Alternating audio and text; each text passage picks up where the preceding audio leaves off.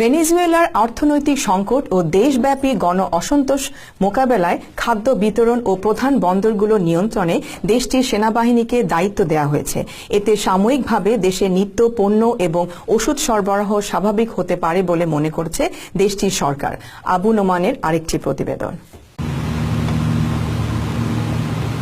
নিত্য প্রয়োজনীয় দ্রব্যের জন্য দীর্ঘ লাইন, মানুষের অধীর অপেক্ষা। ভেনেজুয়েলায় খাদ্য ও নিত্যপণ্যের ঘাটতি কতটা চরমে পৌঁছেছে এতে তাই বোঝা যাচ্ছে। দিন যত যাচ্ছে খাদ্য ঘাটতি তত বাড়ছে। দীর্ঘ হচ্ছে দরকারি পণ্যের জন্য মানুষের লাইনও। ট্রাক ভর্তি করে পণ্য আনলেও সবাই জিনিসপত্র পাবে এমন কোনো নিশ্চয়তা নেই, যদিও আইডি কার্ড দেখিয়ে সবারই পণ্য কিনতে পারার কথা। ভোর 4টা থেকে আমি এখানে লাইনে দাঁড়িয়ে আছি। আমার সিরিয়াল নম্বর 900। এটা আমার আইডি কার্ড। আমি একজন ভেনেজুয়েলান। এখানে কোনো খাবার নেই। There is no food. There is nothing.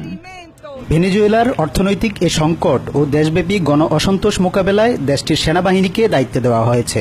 এখন খাদ্য বিতরণ ও প্রধান বন্দরগুলোর নিয়ন্ত্রণ করবে তারা। এতে সাময়িকভাবে দেশে নিত্যপণ্য ও ঔষধপত্রের সরবরাহ স্বাভাবিক হতে পারে বলে সরকারের ধারণা। আমি প্রতিরক্ষা মন্ত্রীকে কৌশলগত অপারেশনটি পরিচালনার নির্দেশ দিয়েছি। খাদ্য ও ওষুধ উৎপাদন সহ অর্থনৈতিক এই যুদ্ধ এখন সেনাবাহিনী দেখাশোনা করবে।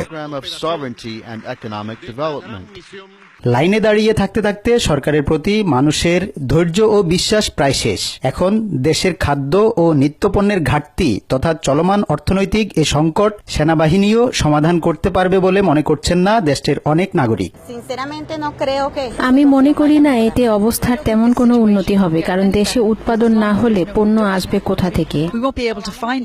তীব্র খাদ্য সংকটের কারণে প্রতিবেশী কলম্বিয়ার সাথে মঙ্গলবার সীমান্ত খুলে দেয় ভেনেজুয়েলা। তখন প্রায় 40,000 মানুষ তাদের প্রয়োজনীয় জিনিসপত্র কিনতে সীমান্ত অতিক্রম করে।